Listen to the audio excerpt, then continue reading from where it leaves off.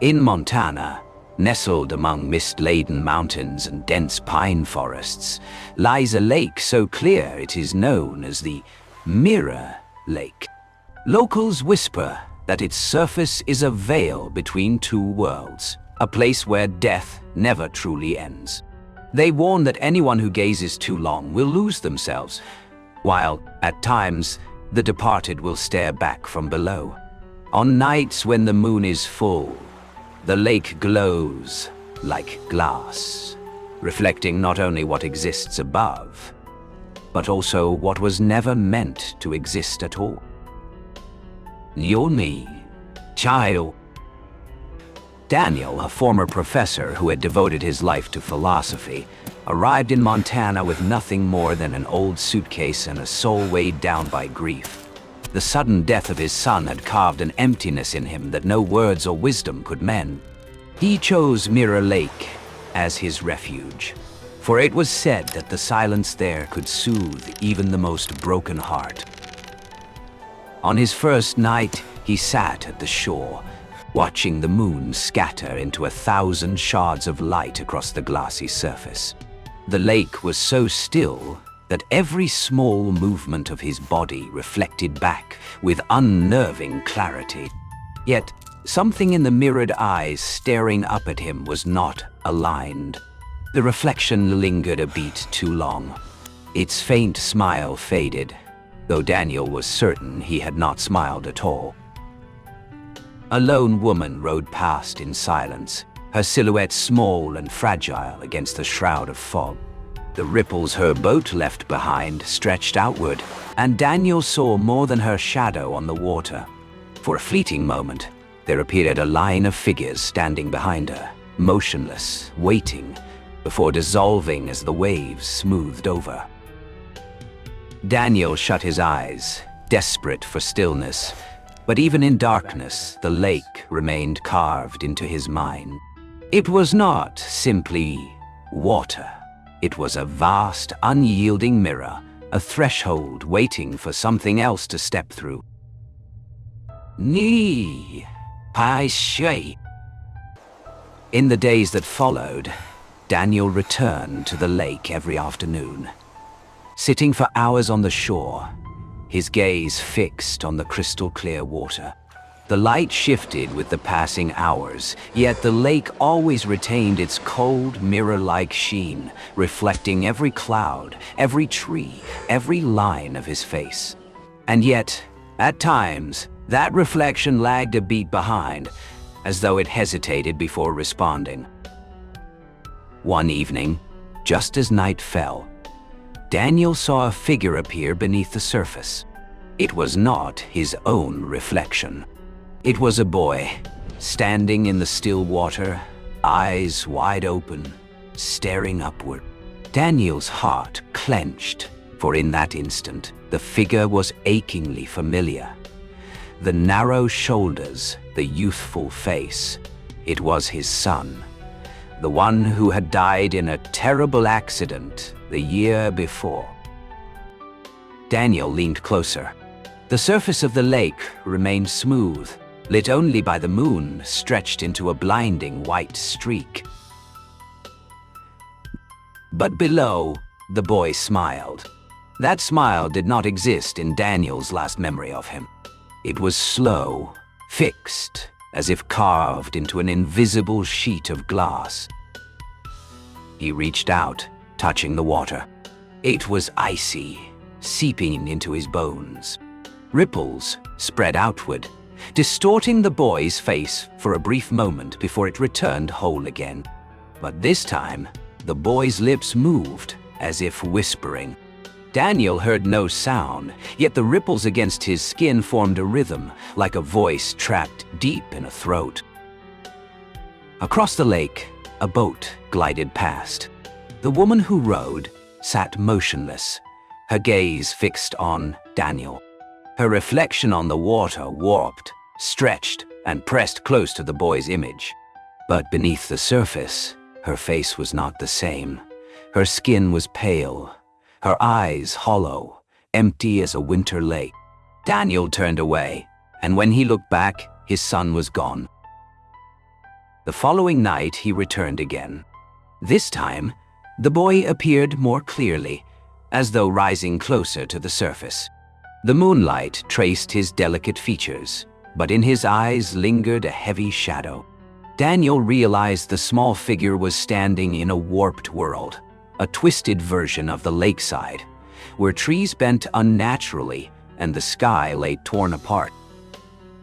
Grief and longing bound him in place. He knelt, his gaze locked on the image below. The lake had become a pane of thick glass, one that could shatter with the slightest touch. Every droplet of dew that fell rippled outward, like a door creaking open.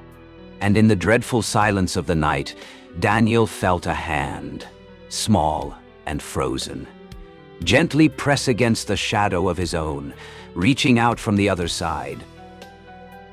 Dinim, Wawa, Pana, Ha, Amsor. The next night, the wind from the forest blew cold, carrying the damp rot of decayed pine needles. Daniel sat by the lake, his gaze fixed on the still surface. The lake was like a massive pane of glass, reflecting the torn sky and the smudged silver moon. But when he leaned closer, the reflection warped, twisted like a painting in a distorted mirror. In the lake's surface, the pine tree behind him bent like broken bones. The moss-covered rocks became heaps of skulls. And in the midst of that warped scenery, the boy appeared again. His dark eyes shimmered, never leaving Daniel, his mouth opening in silence. Daniel strained to listen. At first, it was only the rustle of wind in his ears, but then an unfamiliar sound rose from the depths of the lake. A call, thin as a thread, stretching into the air, seeping into his chest. It wasn't just an echo. It seemed to come from inside his own ribcage, forcing his heartbeat to follow its rhythm. The surface of the lake trembled faintly, ripples crawling outward, stopping abruptly, as if something below was pounding against the glass, desperate to break through. Daniel trembled, but could not pull away. The moonlight stretched into a sharp streak, like a blade dividing two worlds. The boy raised his hand, the small palm pressing against the surface. Daniel's reflection did the same, but the movements didn't align. The figure in the water reached first, then lagged, then convulsed. The eyes of his reflection were filled with darkness, nothing like his own on the shore. The sound from the lake swelled, becoming a long, hollow drone, like a voice calling through thick glass. Daniel heard his own name, fractured in the endless echo. Each thread of sound tugged at him, promising reunion, promising an escape from grief. On the water's surface, the warped world expanded, spilling into the reflection of the sky. The moon fractured into a broken circle, its light dripping down like molten glass. Figures began to emerge behind the boy, hazy, motionless, their faces empty, yet their eyes all fixed on the shore. Daniel felt the ground beneath him soften. Stones, grass, everything seemed to slide toward the depths. The air thinned into mist, his lungs filled only with the smell of cold water. In that moment, a tiny hand broke through the surface, grasping his wrist. The skin was icy, but the grip so strong it sent blood surging through his veins. Daniel froze, caught between terror and yearning. The sound from the other side turned into a low, resonant whisper, inviting him across, urging him to close the gap between two worlds. And the lake was no longer a mirror. It had become a door, trembling like a thin veil ready to shatter, ready to swallow anyone who dared to look too deep.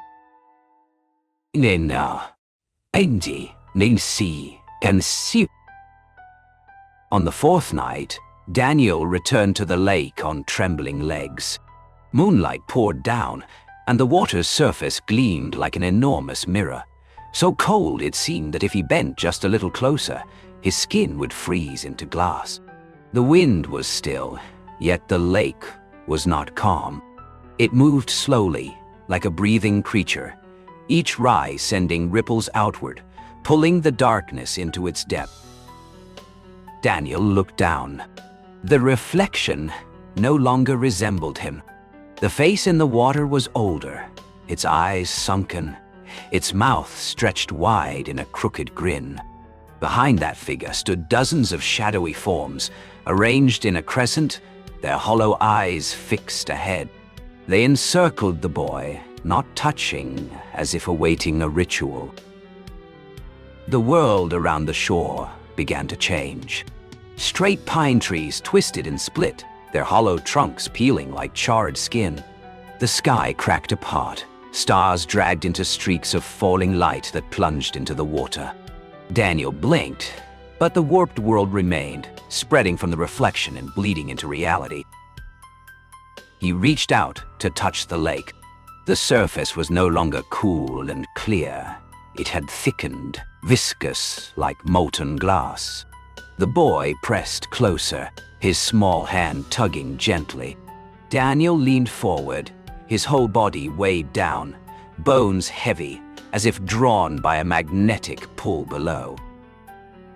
The whispers rose into a chorus, echoing like an unseen choir. Their invitations wove with the breath of the wind, forming a ceaseless, resonant hymn. Daniel's ears rang, but within the chaos he heard his name distinctly, repeated, rebounding, as though the lake itself was calling him. The ground beneath him gave way. The damp grass softened into patches of cold mud, then dissolved, leaving nothing but water stretching into infinity. He was no longer sitting on the shore, but standing upon a colossal mirror where above and below merged into one. With each step he took, his reflection moved in reverse, lagging, distorting, until it no longer resembled him at all. The boy smiled. It was a rigid smile, like a crack etched across glass, stretching toward his ears. Within the warped reflection, the boy shone brighter than the moon itself, as if he were the center of the lake. The figures around him bowed their heads, leaned toward Daniel, as though welcoming one who had crossed the threshold. Daniel tried to step back, but behind him there was nothing, only the endless expanse of mirrored water. No shore, no ground. The sky above and the lake below blended into an empty void.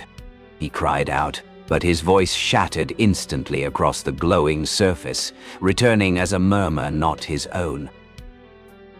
A cold wind swept through, and in that instant, the boundary collapsed. The lake cracked apart, not with ripples, but like shattering glass, shards of blinding light scattering into the air. Daniel was pulled downward, his hands clawing helplessly at nothing. His son's image reached out, close enough to touch, but when his fingers closed, he grasped only emptiness. The world twisted, collapsing into a colossal whirlpool of silver, and at its center, the lake had become an open door, devouring the moonlight, and Daniel's soul along with it. Ah! As the silver vortex swallowed his body, Daniel fell into a bottomless expanse. There was no water, no sky, only shattered light drifting around him like fragments of suspended glass. In the emptiness, his heartbeat echoed back at him, merging with an endless murmur. From afar, a figure emerged. It was not his son, nor the faceless silhouettes that had once stood around the lake. The figure was tall, its body sheathed in a dull, translucent shell of glass, shifting with glimmers of liquid light. Its face bore no features, only a flat mask that reflected countless distorted visages, including Daniel's own, repeated, twisted, stretched into fractured smiles. The keeper of the lake moved forward, each step soundless, Yet every stride cracked the mirrored ground beneath him, only for it to seal itself again. Around him, pale souls scattered back like mist swept aside by wind. They flickered, writhing, but did not scream. Instead, fragments of their reflections slipped away from their bodies and vanished into the void. Daniel staggered. He realized the boy was no longer there. His son's image had been nothing but a lure, an illusion the lake conjured to draw him across. The truth now stood before him. The keeper of the lake allowed no one to return. A massive hand clad in glass reached out and pressed against his chest. The cold pierced through flesh and bone, and his heartbeat ceased. Daniel looked up and saw himself reflected in the keeper's mask. His face elongating, dissolving into trembling ribbons of light, merging into the creature's body. No gravity, no will remained.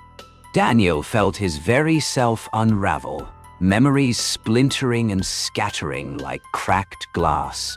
The image of his son receded, fading like a photograph drained of color, until it disappeared entirely.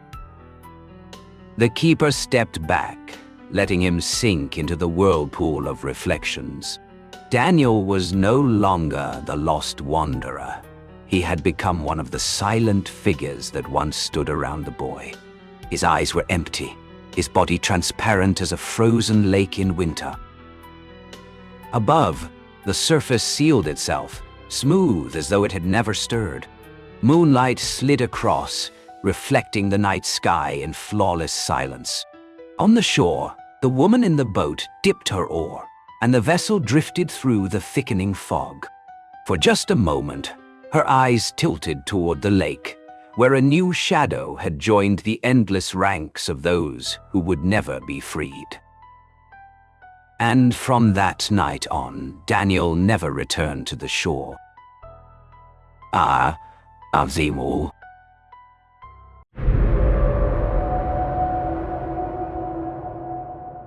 In the quiet woods of Vermont, a family moved into a cheap wooden house, believing it would mend the fractures left by years of exhaustion. The scent of old ash clung to every grain of timber, and the slanted walls seemed to be listening. At night, the house groaned as though something shifted within its very bones. Footsteps echoed from a hallway that did not exist. Beyond the window, a flickering light revealed the silhouette of another house, one that had burned to the ground decades ago. Yet it seemed still alive, still waiting for them to step inside. The narrow dirt road leading to the old wooden house seemed swallowed in mist. Tires crunched over layers of rotting leaves, leaving behind damp, faded tracks. The house appeared, small, yet heavy, sagging as though burdened by winters that had never truly ended. Its dark roof was mottled, its wooden walls bleached gray by wind, its windows jutting out like hollow, sunken eyes. Outside, the silence was so complete that the only sound was the wind threading through the trees, carrying with it the chill of decayed earth. The husband lingered on the porch, sensing a stifling presence in the air, as though the house were not empty at all, but waiting. The wife trailed behind, her eyes sweeping over every detail, half eager, half wary. Their daughter hurried ahead, feigning indifference, but her gaze kept darting toward the shadows that pooled in the cracks of the shutters. Inside, the smell of old ash mingled with mildew, thick and clinging, as if a fire had only recently been extinguished. The wooden floorboards groaned underfoot, the sound echoing unnaturally long for an empty room. On the right wall, a charred stain spread, gray-black, like a handprint pressed into the grain. A hallway stretched forward only to end abruptly against a blank wall, senseless, like a doorway that had been sealed shut. The wife froze, fingertips brushing the cold timber, feeling a hollow resonance from the other side. The window looked out toward the forest, but the view bent and warped like a fractured mirror. For a fleeting second, the dim reflection showed not the empty yard, but a long dining table, chairs gathered around it, an oil lamp flickering above a meal already set. When the wife blinked, only the thick canopy of mist-shrouded trees remained. That first night, the creaking never ceased, chairs and tables shifting in rooms that did not exist. Footsteps padded softly down the hallway, stopping just behind the sealed wall. The husband reassured himself it was only the old house settling, yet at times he felt cold breath grazing the back of his neck, though every window was shut tight. The wife lay still, listening to the faint clink of a spoon against glass echoing from nearby, a sound that rang once, then faded, leaving silence heavier than the dark itself. In the attic, dust lay thick, but small footprints pressed clear trails toward a corner where no exit existed. In a crumbling notebook found in a drawer, shaky handwriting scrawled a few desperate lines. The second house they never left. The page was torn, the ink blurred as though by tears. The house fell quiet again, but it was a silence damp, oppressive, swallowing every breath. And somewhere beyond the sealed wall, a faint sound stirred, the scrape of a chair being pulled out, ready for a guest who had just arrived. Yeah. Morning crept in slowly, its pale light swallowed by the thick veil of mist, leaving only scattered beams filtering through the windows. The wife tidied the living room, her hands carefully moving each worn object. Beneath the dusty rug, the floorboards revealed deep scratches, long grooves as if chairs and tables had been dragged across the wood. The marks were so fresh that tiny splinters still clung to them, as though someone had moved the furniture just the night before. The daughter wandered down the hallway, her gaze settling on a round window. The glass was cloudy, yet when she stared into it, the reflection was not the familiar room behind her. Instead, she saw another space, a long dining table draped in white cloth, chairs neatly arranged, oil lamps glowing invitingly. Faint silhouettes gathered around, their heads tilted as though in conversation. She raised her hand to the glass, but the surface was icy cold, reflecting only her own uneasy eyes. When she stepped back, the vision vanished, leaving behind only the cracked pane and its gray dust. On the second night, as the house fell still, the strange sounds rose again. The clink of spoons against glasses, the scrape of chairs dragged over wood, the muffled hum of a feast that never ended. Footsteps crept along the hallway, stopping just behind the sealed wall. A soft knocking began, measured, patient, as if someone were trying to open the door long buried. In the bedroom, the husband gazed into the mirror, weary eyes fixed on his own reflection. But for an instant, he was no longer alone. Behind him, the dining table shimmered into view, chairs filled, shadowy figures lifting their glasses. They had no faces, only blurred voids. A pale hand rested on his shoulder in the glass, but when he turned, the room was empty, the mirror reflecting only his solitary frame. The wife could not sleep. At midnight, she wandered the hallway. The floor bowed gently beneath her steps, creaking like a heavy breath. She froze when she saw that the end of the corridor seemed longer than before. A door had appeared there, black, without a handle. As she approached, the narrow crack revealed only a fathomless dark beyond. From inside came whispers, layered voices overlapping, calling someone's name. She shut her eyes, and when she opened them, the wall was solid again, unbroken, as if nothing had changed. The next morning, the daughter sat quietly with her sketchbook. On the page was a drawing of their house, but inside it brimmed with chairs, lamps, and faceless guests. Their eyes were blank hollows. She shaded the doorway heavily, scrawling 2 words across the bottom: "Come in." Later, the husband searched the basement for tools. The dim light spilled over rough stone walls, where the floor was stained with old blackened ash. Sifting through it, he found a half-burned slip of paper. The trembling handwriting read, "They are still waiting at the table." By the 3rd night, the house itself shuddered like a creature stirring awake.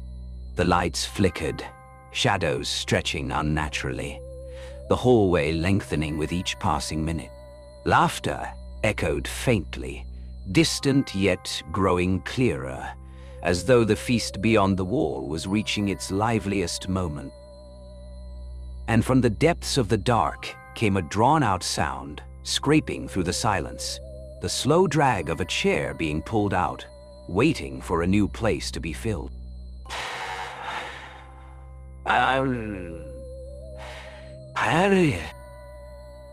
Morning came, but the light was too weak to chase away the chill. Inside the house, the space itself seemed to have shifted, though no one had touched a thing. Small objects, a stool, an old picture frame, a forgotten book on the table, moved subtly from their places. At times, they returned facing the wrong way, as though someone had used them and then set them back, but not quite right. The wife stood frozen in the living room. She watched the curtains stir, though no breeze passed, and beyond the glass appeared again the shadow of a glowing room. Inside it, the long table was now heavy with food, empty glasses raised in a silent toast. The faces remained pale and blurred, yet their presence was sharpening, growing more defined. When night fell, the sounds no longer came in scattered fragments, but in a relentless chorus. Footsteps circled the hallway, doors slammed from beyond the sealed wall, breaths seeped from imagined cracks. When the wife stepped into the corridor, she found it stretching farther than before. No wall stopped her this time. At the far end stood a strange wooden door, slightly ajar. From within, a fathomless darkness exhaled cold air that wrapped around her. For a moment, she thought she saw a figure moving in the shadows, but when she blinked, it was gone. Only a flat, silent wall remained. The daughter sank deeper into restless dreams. In them, she sat inside the other house, the one bathed in light. Around her gathered faceless guests, laughing, pouring wine, striking spoons against glasses in a celebration that never ended. Beside her, a seat was always kept empty, waiting. Each time she hesitated, laughter echoed, urging her to sit. When she woke, the sound of clinking glasses still lingered in her ears. The husband, desperate for answers, pored over architectural sketches he had found in the town library. There, he saw what could no longer be denied. This house once had a twin built alongside it. Decades ago, a wildfire consumed the other, yet its foundation was never unearthed. The final note from the architect chilled him. The two cannot be separated. One gone, one remains. The remaining will forever seek the one it lost. When darkness descended again, the house trembled faintly, like the beat of a heart. Shadows stretched long, clinging to the floor, as if trying to climb upward. For a fleeting moment, the family felt it together. They were no longer the owners of this place. The house was expanding, plank by plank, wall by wall, making room for another presence to press in. And somewhere in that deepening dark, another chair scraped back, pulled out, waiting for the one who had just been chosen. Nenda, Namd. Night fell faster than usual. The last light of dusk was swallowed whole, leaving a dense darkness pressing in around the house. When the yellow ceiling lamp flickered on, it sputtered, its glow shivering as if being consumed by something unseen. The hallway now stretched unnaturally long, its damp, mottled walls carrying the weight of centuries. The wife pressed her face to the window pane, and this time it was no fleeting vision. Across the yard, the twin house stood clear, glowing bright as though in celebration. Its doors hung wide open, faceless silhouettes drifted in and out, glasses in hand, moving with an air of festivity. She saw the long table laden with food, steam curling upward, faint music drifting through the air, mingling with bursts of laughter. But when she blinked, it was gone. Only the motionless, black forest remained. The daughter could no longer resist the call of her dreams. At midnight, she vanished from her room. The wife, frantic, searched the house and froze at the sight before her. In what had always been an empty room, now stood the illuminated feast. Her daughter sat upright at the table, her eyes vacant, staring ahead. Around her, the faceless guests raised their glasses, tilting their heads in silent welcome. The wife stepped forward, but the air thickened like a veil, resisting her. She saw pale, bony hands settle on her daughter's shoulders, holding her gently, yet firmly, in place. Long, white fingers tightened as the mother tried to press closer. The sound of the banquet swelled, echoing through the walls, laughter entwined with the clinking of spoons, a chorus welcoming their newest guest. The husband rushed in, desperate, reaching to pull his daughter back. But when his hands met her form, he felt only a frigid emptiness, slick as ice. Her body was fading, dissolving into another world. For a fleeting instant, he saw the second house in full, its wooden walls glowing, windows alight with fire, the banquet brimming with faceless revelers. Then it all blurred away, leaving only the dark, dust-choked room and a table draped in neglect. The wife collapsed to her knees, listening. From beyond the wall, the voices pressed harder, repeating their invitation in waves. Chairs scraped against the floor, many of them, as though the table were being set for more.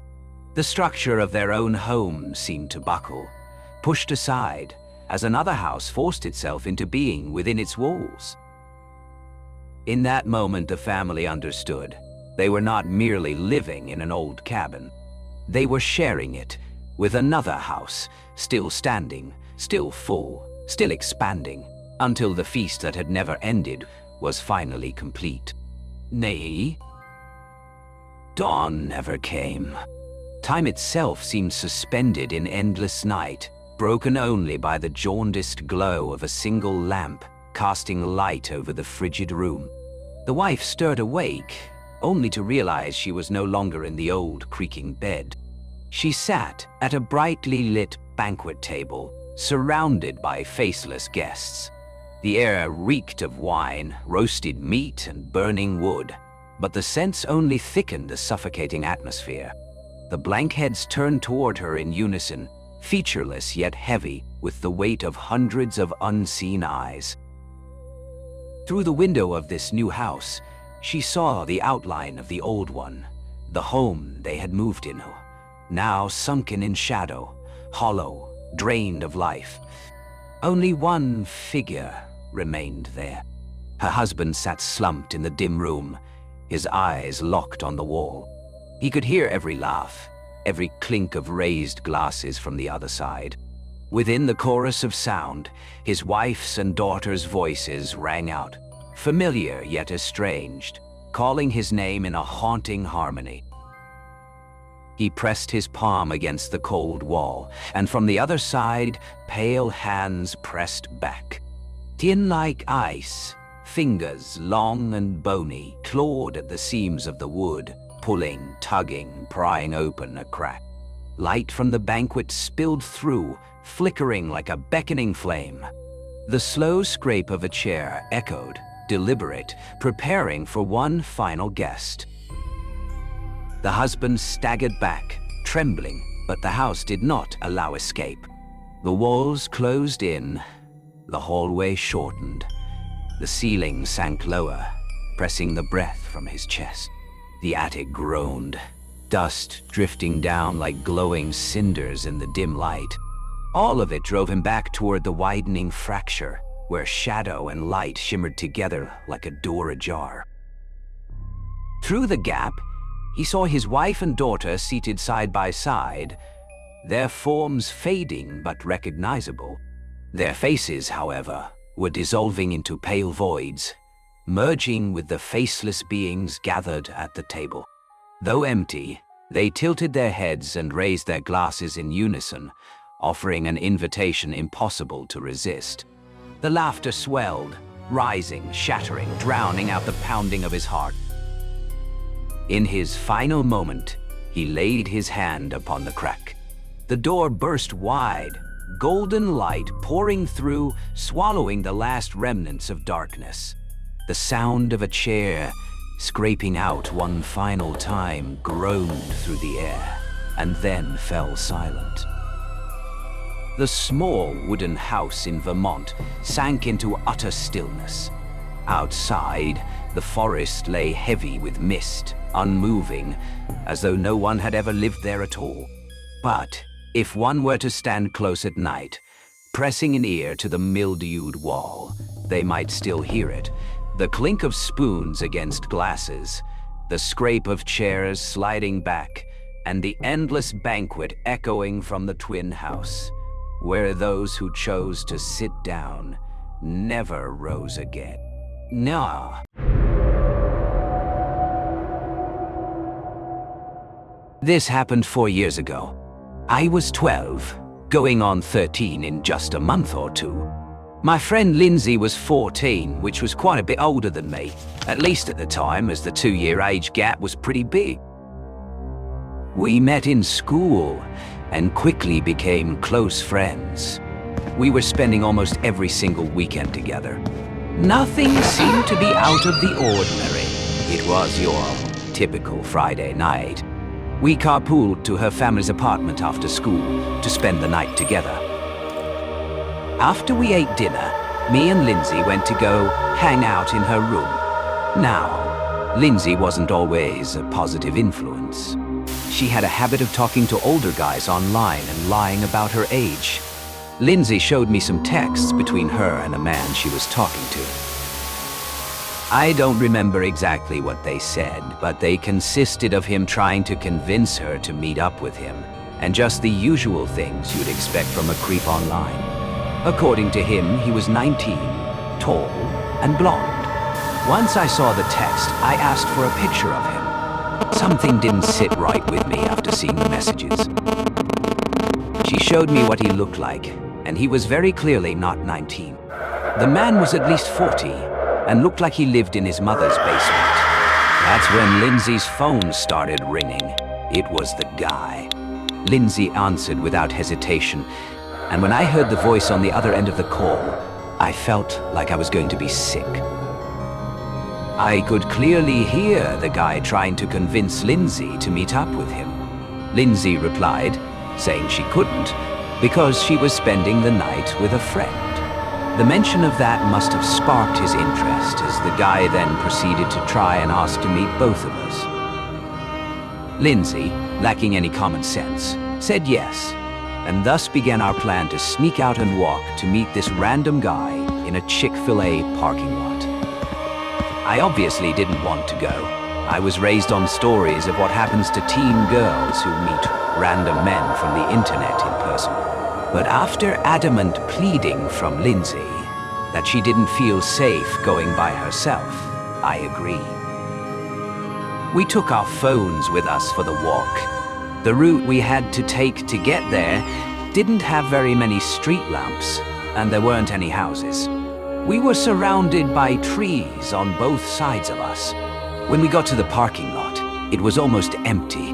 The Chick-fil-A was about 15 minutes from closing, and since Lindsay hadn't received a text from the guy saying he was there yet, we decided to go inside. We ordered some milkshakes, and went to go sit in one of the booths while we waited. But while we were sitting inside, I couldn't help but notice a car pulling into the parking lot, just continually circling the building. The car clearly wasn't looking for a parking spot, as it went around the building very slowly, around 10 times. All the while, me and Lindsay were just watching it from inside. After we finished our milkshakes, the car was gone, and Lindsay never got a text from the guy saying he was there. So we just decided to head back home. I was honestly insanely relieved that the guy never ended up showing up. But as we were walking home, I couldn't help but notice how many times a car passed us. The street we walked on to get back was almost completely desolate, with trees on either side of us, so to have even 2 cars pass us would have been rare. But I ignored it. It didn't look like Lindsay even noticed. We got home, and since it was late, we decided to just go to bed in Lindsay's room. Fast forward to around 4 a.m., we woke up to a loud bang. It sounded like someone smacking on the window, though Lindsay's room was on the 2nd floor, meaning something must have been thrown. Me and Lindsay both sat up and looked at each other. The sound came again, that same bang. We both agreed someone had to have been outside. And just then we heard the heart-dropping sound of a voice whispering, "Hey Lindsay, it's me. I followed you guys home." We both instantly panicked in reaction. We knew exactly who that was. I started crying. I was honestly terrified. Lindsay ran to her parents' room and explained the situation. Her parents instantly called the police, but of course, when they showed up, the guy was gone. Lindsay went to show them the conversations, but the account was deleted. Neither of us remembered the username either, so there was quite literally nothing the cops could do to take a report. The whole encounter was really disturbing. Lindsay's parents were really mad with her, and this caused me to lose connection with her as a friend over the next few months. I haven't seen her in a while. I'm not entirely sure whatever ended up happening with the whole situation. I just hope that guy never returned.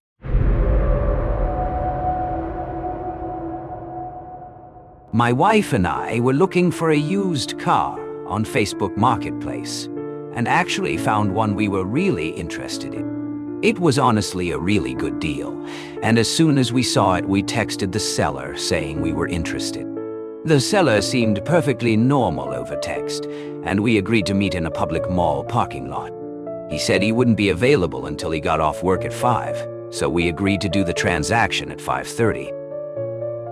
Come 5:30, and we arrive at the mall, telling the seller what car we were in, just to get a text saying he was running late. We weren't in any hurry, and we figured he'd only be like 30 minutes or so. We both agreed it'd be a good idea to go into the mall and get some food at the food court while we waited. A good 2 hours went by, both of us pretty impatient at this point. That's when we got a text saying the guy would be at the mall soon. This was in late fall, so it was already getting dark, and we were starting to worry that the mall wouldn't be as busy soon. A little bit later, the guy texted us saying we should meet him at another location about 30 minutes away, in a rougher area of the city. I looked up the address and found it was a gas station right off the interstate. What caught my eye was the hours.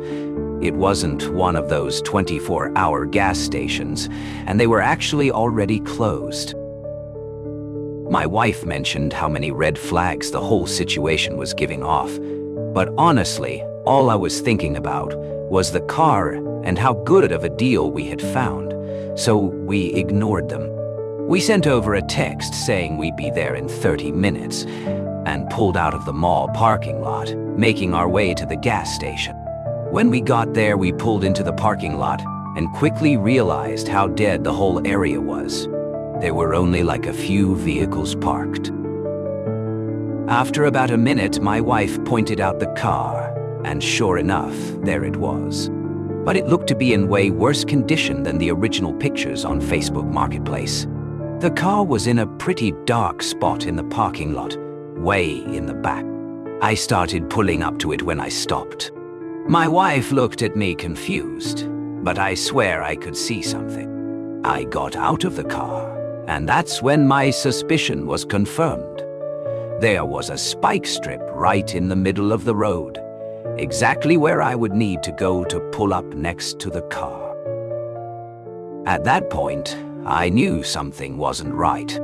I got back in the car, backed up, and left the way I came. Once I got back home, I reported the whole situation to the cops. Though I never even saw anyone, the only evidence I could give was the ad itself.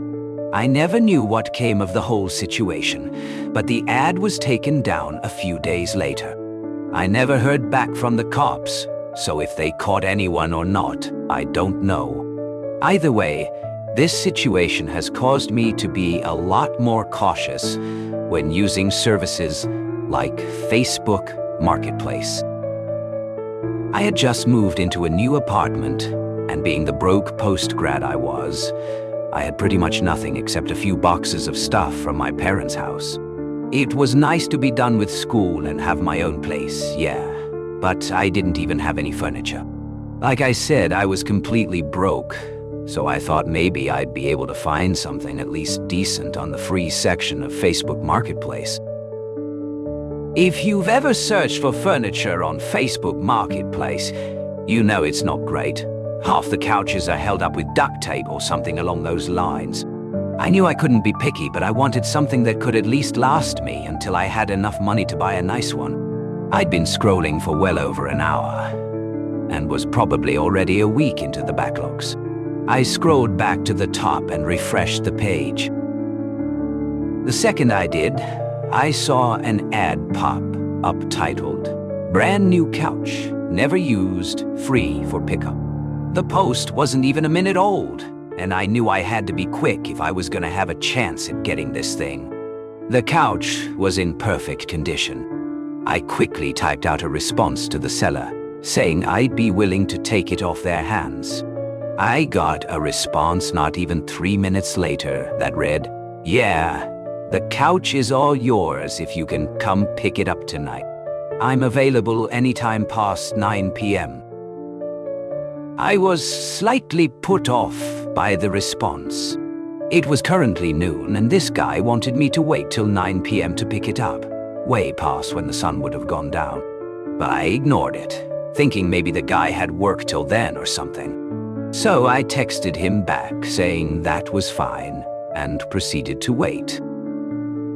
Come 8:30, I sent over a text to the guy saying I was on my way. I typed in the guy's address and quickly realized he lived in the middle of nowhere. Now, I live right next to the Rocky Mountains, so yeah, there aren't that many people nearby, but this guy was seriously in the middle of nowhere. My GPS said it would take 45 minutes to get there, so I quickly set off. As I drove, the housing development slowly became less and less frequent. Sure enough, there was an actually decent-looking house, but there was no other civilization for at least a few miles. Somehow, I had service, and was able to send out a text telling the guy I was there. Not even 10 seconds later, I got a response simply saying, "Okay." I figured that was this guy's way of telling me he was ready, so I walked up to the front door. I knocked on the door, to which someone responded in a muffled voice. "The door's unlocked. Come on in."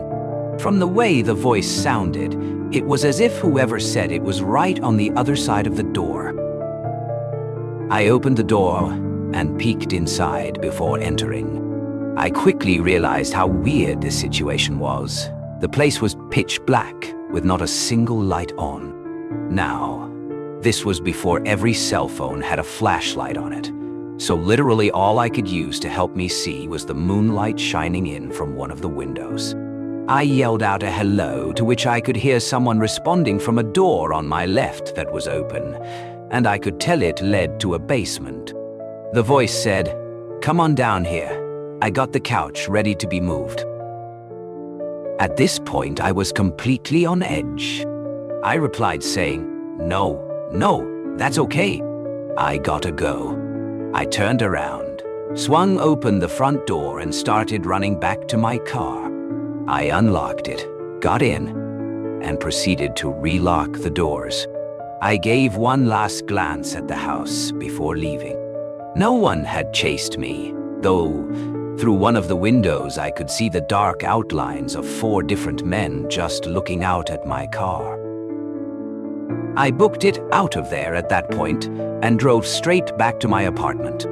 When I got back, I checked my phone to see I had 3 new messages from the guy's number. The first one asked why I left, followed by one asking if I still wanted the couch.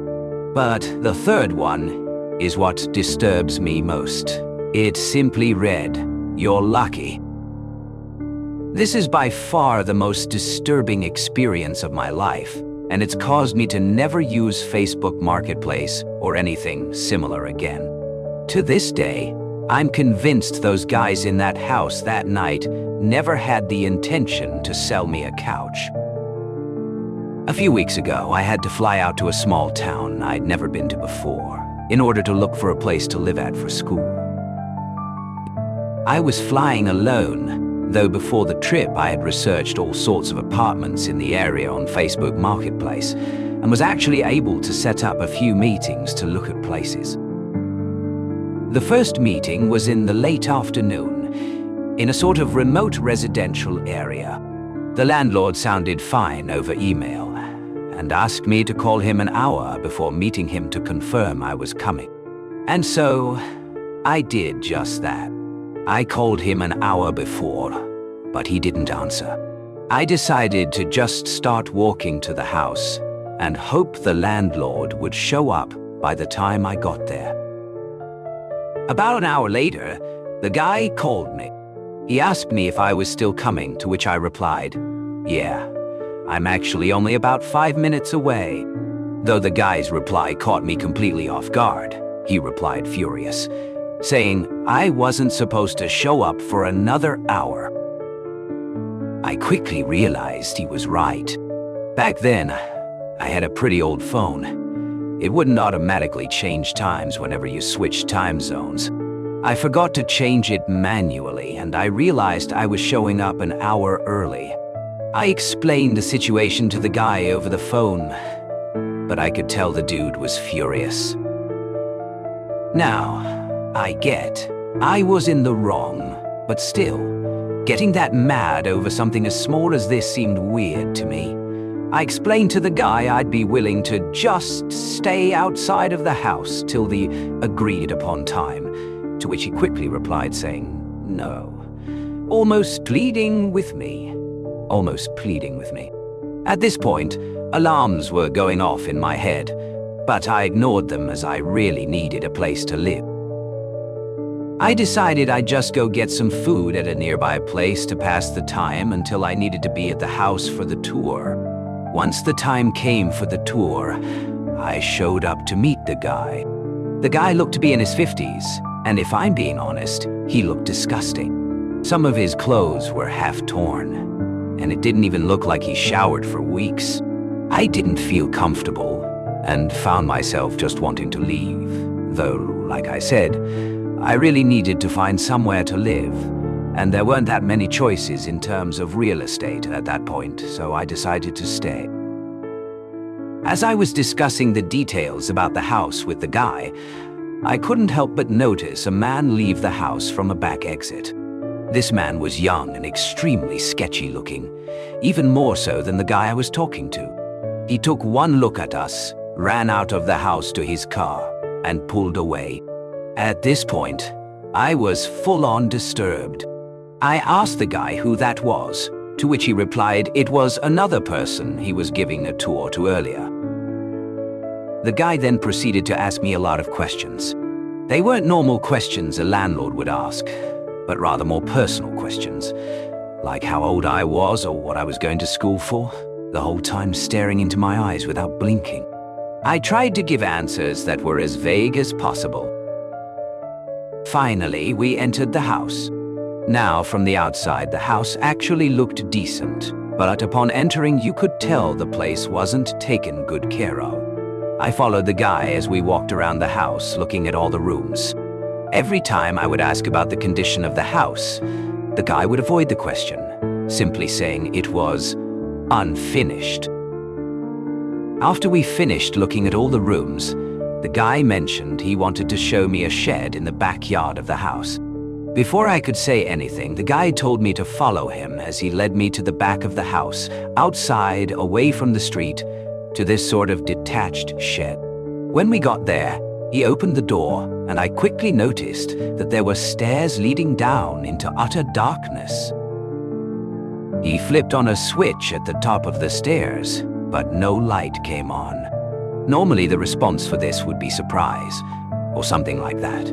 But he didn't say anything and just started slowly walking down into the utter darkness, as if he expected no light to come on. The guy was now just standing there at the bottom of the stairs in the dark and said, "Aren't you coming down?"